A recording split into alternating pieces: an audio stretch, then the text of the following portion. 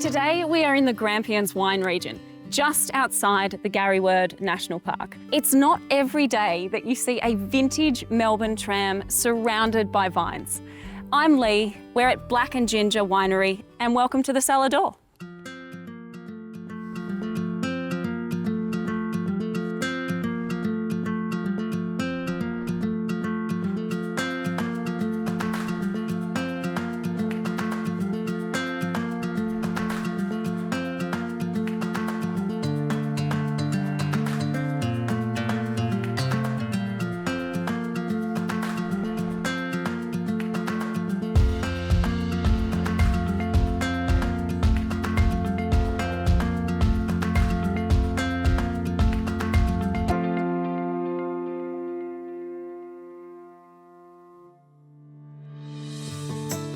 Black and Ginger Winery is nestled in the shadows of the Great Grampians National Park.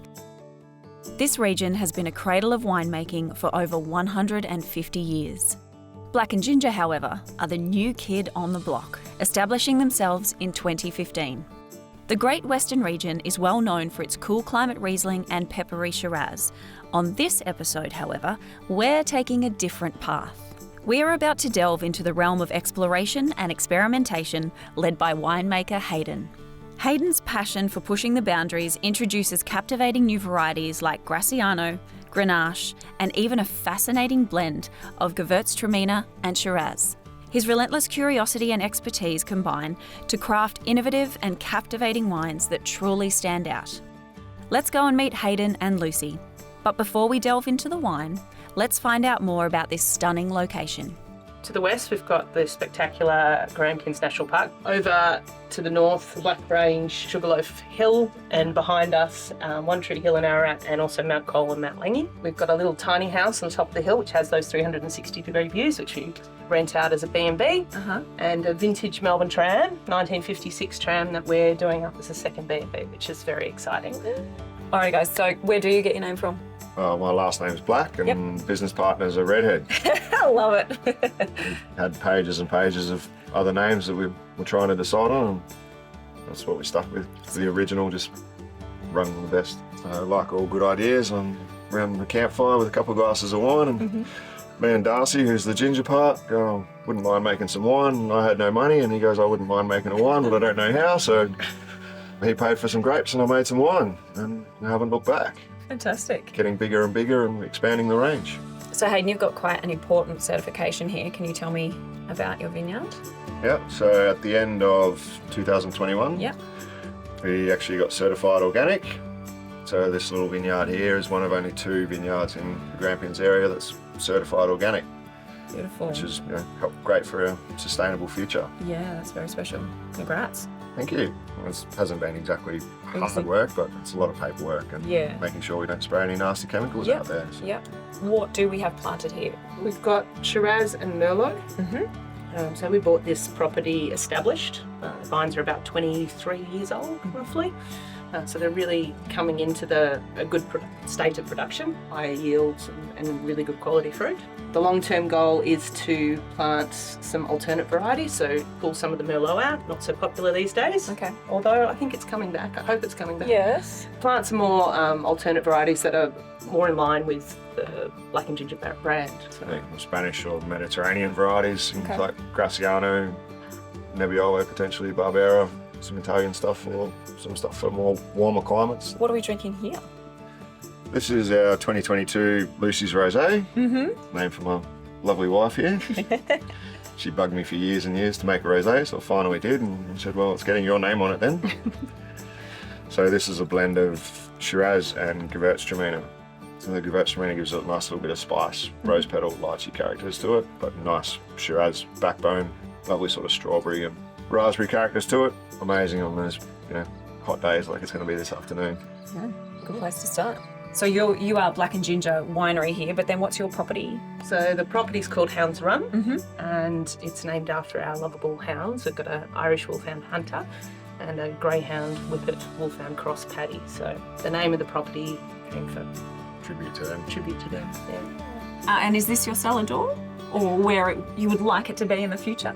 Yeah, it's definitely the ideal location. It definitely is. We do have plans to build one. At the moment, we don't have one that's available for the public. Yeah. We sort of have an idea to build one out of a silo. So sticking with the unique sort of buildings that we have on our properties, tram, tiny houses, Yeah. Reusing and recycling. reusing, recycling, being as sustainable as possible, making off-grid.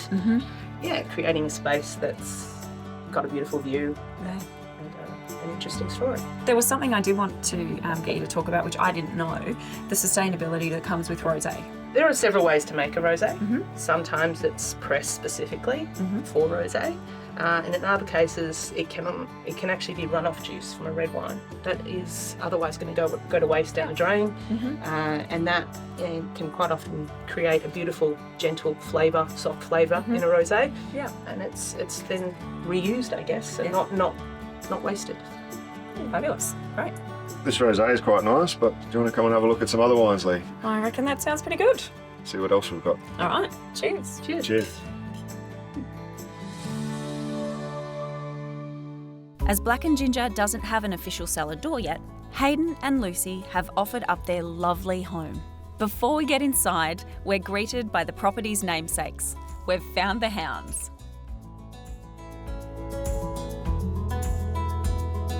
Now, I know it's not possible to taste your whole range today, but you are doing lots of exciting things. So, Hayden, can you talk us through some of your other wines? Yep, absolutely. So we do a few, lots now, different interesting things, not just Shiraz, Cabernet, Chardonnay. We try and stay away from that, even though I did make a little bit of Shiraz. The last few years I've tried to expand the range a little bit, doing different things and sourcing different grapes from different areas, not just Great Western. We've gone as far away as Alpine Valleys, just up near Bright for our Vermentino this year, an Italian varietal. Really crisp, clean, dry white, great for summer nights, fish and chips, perfect. Spent 2 days in the car driving around the state to go and get these grapes and slept in the back of the car, so it had to be called the Gypsy. Yeah. Lorelei here, which is a Gewürztraminer, German variety. Oh. Well, from the border between Germany and France. So these grapes come from Drumborg, which is down near Portland, down the southwest. Okay. Really aromatic, lychee, rose petal kind of characters to it. And then in the reds, so this one here, Cinco Rojo, which means 5 reds in Spanish. Okay. So this is a field blend of Grenache, Graciano, Tempranillo, Tintacao and Touriga Nacional. Wow. So some of these varieties normally used for making port, Yeah. but we've done a field blend, nice just dry red table wine. Really luscious flavours of cola, cherries, really good with, a bit of nice prosciutto and ham before dinner. And then straight Graciano, La Gringa, which means the foreigner. Yeah. If you've ever been to Central America or Mexico, and white person walking around, you yell, "Hey, gringo!" So we called it La Gringa, being the feminine version. So all my wines have got sort of feminine names, a bit of a tribute to all the women in our lives, our sisters, our mums, our girlfriends, our wives. A little bit of a tribute to all the women. And then the last one here is Lamante, which means the lover. And this is a Nebbiolo from Pyrenees region, which is just across the other side of the highway from the Grampians area. Yep. So Nebbiolo is probably one of my favourite grapes, or is my favourite grape. Why is that? Beautiful wines from northern Italy. Yeah. It's got lots of character to it, sort of tea, cola characters, really strong tannins. Okay. And we can't quite make it as good in Australia yet, but I'm certainly trying. This is a wine that can sit around for a few more years and it's just going to get better and better and develop more and more in the bottle, I think. So Hayden, it sounds to me like your strategy is quite different. Like you look out to see what is available all over the state, but also potentially maybe what people aren't using anymore, or can you just give us a little bit of insight on how you go about finding the grapes you do? Yeah, absolutely. So we're more of a virtual winery, I suppose. So while I do have my own vineyard, we buy in most of our grapes for these wines. So I'm always on the lookout, talking to people, whether that's winemakers or growers or other industry people or grape broker, just trying to suss out different things. If it's got a weird and wonderful name, that's the stuff I grab off the shelf in the bottle shop. So trying to find those grapes and doing different things. So I work with a bunch of different growers, some local, some from further afield, and It's all about just talking to as many people as possible. I don't have to commit to making the same wine all the time. If something not working or it doesn't work out one year, I can change it up. If anybody's got weird and wonderful things, you can have a crack at it. You're a mixologist. Yeah, try to be. I like to make wines that me and my mates want to drink. You get sick of drinking Shiraz, Chardonnay, Riesling. As good as those wines are, it's nice to Change it up. a bit. Yeah. I'm ready to change it up. We've got a very interesting blend to try right after the break.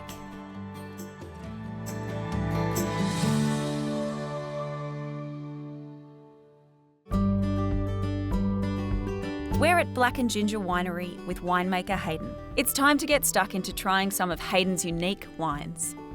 Let's find out what wines Hayden's got for us today. We've got 3 wines here today to have a look at. So we've got one white, Shiraz and Grenache. Lovely. So this white, it's a little bit of a weird one. It's orange muscat and Riesling. Ooh. So normally muscat, people think of sweet, dessert fortified wines. But this muscat we've made in a dry style, so it's not fortified, it's just a dry table wine. Yep. Put a little bit of Riesling in there just to give it a little bit of extra acid and bring it back into balance. It's called Miss Piggy. There's a bit of a story behind that maybe we won't go into today. Oh, I was going to say, do tell. The first one I made back in 2019 when I first made this wine, we found a frog in the tank. And so I just instantly thought, Miss Piggy. Good. And an orange muscat, did that, So the orange muscat itself is really, really aromatic. It's got flavours of fresh cut oranges, orange blossoms, really quite floral, which is why it's called orange muscat. The first time I saw the grapes was when I was working at Best, and they brought it in to put in a sort of a white blend, and just the smell and aromas off this wine, just off the grapes, just being picked, was just absolutely incredible. And then I knew that Best weren't going to take it anymore, so I spoke to the grower directly, and I'm like, how's my chances I can take that? He said, yeah, that's fine. So we locked it in and been making it since 2019. Very good. All right, I'm going to smell if that's all right. Yeah. So quite citrusy. There's a little bit of lime character from the Riesling, but that real sort of fragrant orange blossom thing really shines through. Yeah, nice. On the palate, a bit of tropical fruit. Oh, wow. More oranges, more lemon and lime from the Riesling. A little bit of fruit sweetness there, but nicely balanced with the acid. Yeah, that's easy. And beautiful wine with any sort of fish, and seafood, spicy Asian sort of stuff. Garlic prawns was the best thing I think. Oh, nice. Yeah, that's Ever ate with prepared. this, just on the barbie, with a little bit of garlic butter. Yep. Super limited production this year. The tonnages were down a little bit, so we actually only made 30 cases this year. So if you want some, better put your name down. It's become a sort of a cult classic. People are loving this, especially in locals. I've got a lot of people keep ringing me all the time. You got any more? You got any more? Yep, new one's coming out shortly. I'm loving this unique blend, but if you want to get some Miss Piggy, you better get in quick. Okay, Hayden, what have we got next? The next we've got here is my Grenache. So I make this one Nouveau style, which means sort of no oak, fresh, fruity, fun, absolute sort of dinner party favourite, this one. Great. No. So the grapes for this, as well as the muscat grapes, come off the same vineyard. Yeah.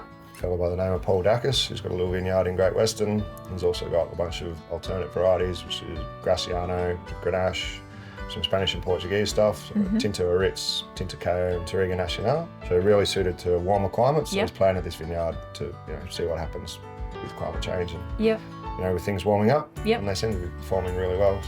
Beautiful. Is he the only one in the area that's doing that? Is that why you chose him, or do you have a special relationship with him? Or I used to live in his house, so I knew him pretty well to start with. He was actually a viticulturist for a larger wine company around here, and then he sort of semi-retired from them, and he's already planted his own vineyard before that, but now he's just concentrating on that and his polo horses. Oh, great. So a good mate. Yeah. Yeah, And nice. he grows some great fruit. And, got some interesting stuff instead of just Shiraz and Riesling from around here, so we're trying to work with him, make some different things. Yeah, People lovely. seem to be loving. All right, so what did you say? Fun, fruity and fabulous. Was that this one? Okay, Absolutely, great. that's a good description. I like that. You can see straight away it's got a beautiful, vibrant colour. Put it in this clear bottle so it shows off its dark, beautiful red colour. Yeah, I see that now. Looks even better once you've poured a glass out of it. It does. All right, so what are we smelling here? So no oak, so you just got straight fruit on this one. So lots of raspberries, a little bit of red licorice, maybe a touch of chocolate. just really easy drinking. You can even chill this a little bit in summer, on those warmer days. Mm-hmm. If you don't want to drink a rosé, stick a bottle of this in the fridge. So it's nice and soft and gentle on the palate. Yeah. There's not that real oaky tannin. No. It's just lots of raspberry, lots of fun. The first bottle I brought home of this, the first year I made it in 2019, Yep. I brought a bottle home. Lucy was still away, and I poured one glass with dinner. By the time she got home, the whole bottle was gone. You could see through And the whole I only bottle. had one glass. Just kept topping it up because it just went down that well. Yeah, nice. And this is the 22 vintage, the 21 vintage won Chairman's Trophy at Ballarat Wine Show last year. Oh, congrats. So hand-picked trophy, not a class trophy, which was pretty special, I thought. Yeah, that's nice. So Hayden, when yourself and Lucy bought the property, there was already an established vineyard here, but you said you changed that slightly from the original planting. Yeah, so it was a little bit run down when we took over, and Yep. it was set up more for bulk production. And Grampians is sort of a fine wine region, so we've cut the production down a little bit. We've taken some vines or parts of some vines out to reduce the quantity a little bit. Makes it a bit easier to manage. Yep. And then by getting organic certified as well, less inputs going in, less nasties, so tends to make a better wine in the end, I think, and better for the future. Yep, definitely. Well, it's tasting very good. Hayden, can you educate me a little bit more about the Grenache variety? Yep, so Grenache, also called Ganacha from Spain, and it's grown pretty widely in the south of France as well, there's sort of warmer climates. There's lots of it around Barossa, Macquarie Vale as well in Australia. It's not widely planted in the Grampians, but there's a few more producers that have been planting some recent years because it seems to work really well. It lends itself to sort of a range of different styles. So in this case, I've made it Nouveau style, so just bottled it, almost as soon as I can out of the press. Because the first year I made it, I tasted it just when I was pressing it. I go, that just looks great by itself. Yeah. I just want to share this with people as it is without doing any winemaking tricks, no oak or anything. So it's my take on Beaujolais Nouveau, which is an area in France where they basically bottle 2 months, not even after it's been made. And so it's just fun and good dinner party wine. Grenache can be made in more serious ways as well. So there's a few around here, or it's a really good sort of blending component. Yep. Lots of people blend it with Shiraz and Tempranillo or Shiraz and Mourvedre. Just gives an extra little bit of different characters to a wine. But I really like this by itself. Yeah. It's great. It's lovely. Sorry, I'm going to go again. It's hard not to. So, Hayden, you say that you don't barrel that. No. So what characteristics does that add or take away from the usual Grenache? Well, this tasted just so fresh and vibrant and that beautiful raspberry, strawberry kind of characters. I didn't want to detract from that by putting some oak on it. So the oak will give you a bit more savoury characters. It'll build up the tannins a little bit on the finish. And the idea with this was just to make it fresh, fruity, fun, just something to drink and not think about too much. Serious wine drinkers love it. People who are new to wine seem to love it as well. Yep. I certainly love it. Might not be my favourite wine in my range, but it's the one I drink the most of. Okay. Now, your labels, I'm noticing obviously the bottles, all the same label, but different colours. Talk to me about that. Was that your creation? So when me and Darcy were coming up with the branding, we finally settled on black and ginger, and we went through a bit of our sort of desires and likes and wants and that sort of stuff. And we set up, pretty much grabbed every single wine bottle in the house, whether they were empty, full, whatever. We lined them all up on the table and we're like, what do we like? And we pulled all the ones forward that we like, pushed all the ones to the back that we really didn't like, and we're going, okay, well, what's the sort of common theme here? And we liked the more traditional sort of logos that are just sort of classy. We didn't really like the cutesy picture wines, that sort of thing. So sent off some ideas to a designer friend and he put this together. So it's sort of modern, but traditional. We're only new, so we wanted to have that little bit of sense of history. It's nice. It's really eye-catching. And they stand out pretty well on the shelf too. We've got one last wine to try that's close to Hayden's heart. We'll see you back after the break.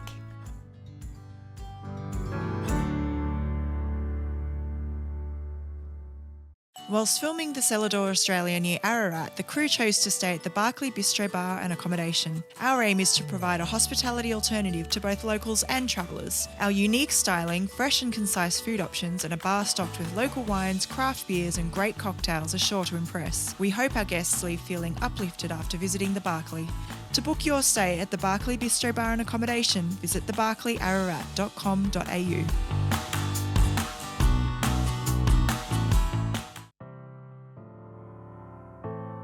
Welcome back to the Cellar Australia.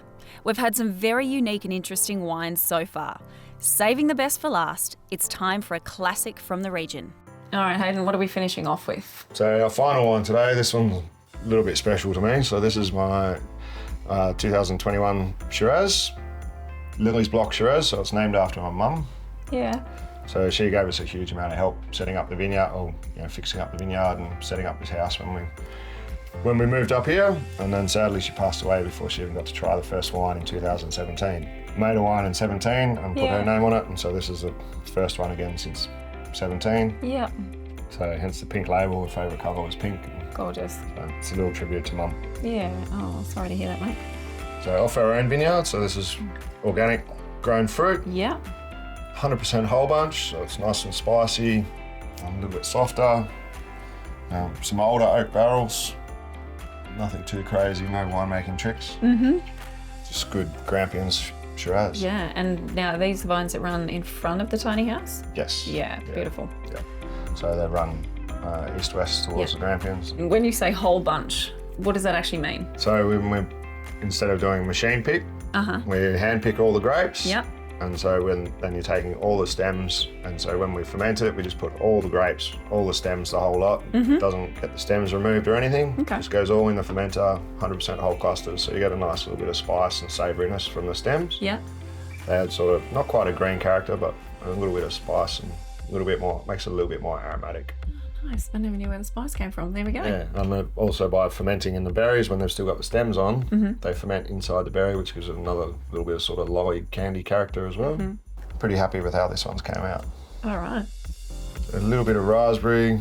This vineyard's got a bit of a sort of blueberry character to it. Okay. Maybe a touch of chocolate, a little bit of licorice. Nice sort of ripe tannins on the back. Just beautiful sort of balance. Love a Shiraz. It's hard to go past that one. Yeah. And Lily, is it? Lily Your was my mum? mum. Great. Cheers, Lily. So this one's for her. Yeah, nice. What a delicious drop of wine and a lovely nod to Hayden's mum. Before we go, I'd like to know what the future holds for Black and Ginger.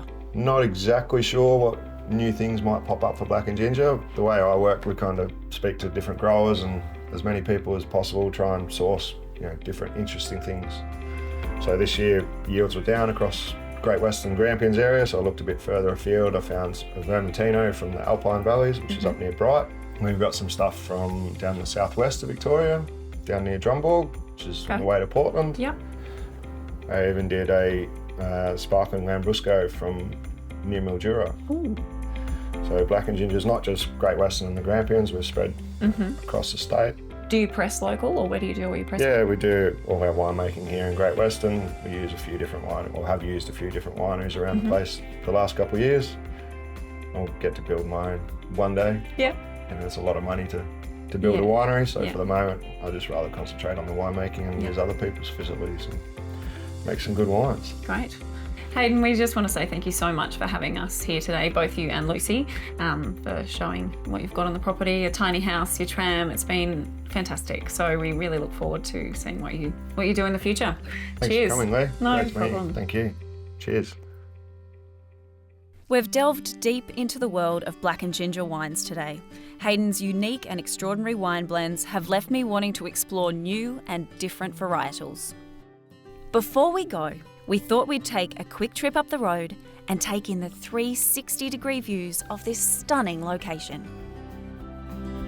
So I've made my way up to the tiny house. I've got my bed, I've got my wine, I've got my 360 views of the vineyard, and the vines right outside my door are the exact vines that produce the grapes that go into this very special Shiraz, Lily's. Until next time, cheers.